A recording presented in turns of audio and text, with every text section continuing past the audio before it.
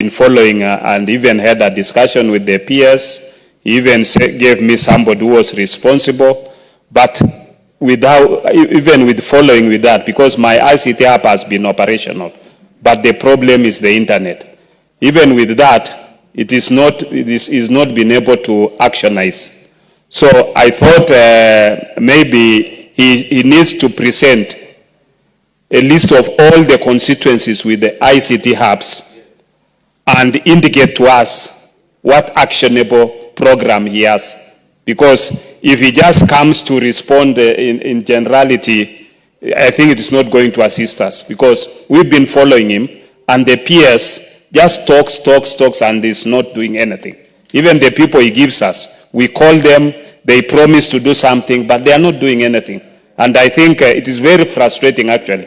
You go to the constituency, I've even spent money to put the Safaricom to see if it can assist. And you see Honorable Nguna is also agreeing with me. So I think something has to be done that can be able to be actionable, because they've indicated to us that they have put cyber, this cyber, I think the network, which is supposed to be accessible free through, I think, Kongsa City and all that. But all with that, nothing is happening.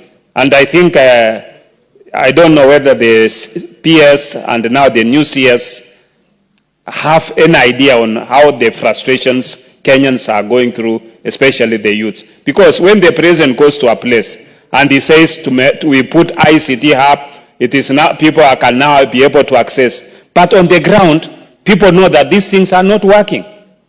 So it makes whatever statement the president is making to look ridiculous, because people are not, it is not working. People are asking themselves, you see, the head of state has good intentions, but his people, the PS and the CS, they are not doing what they should be able to do with the people within that ministry. Yeah, and that's why I'm saying this is a very urgent matter, a majority whip.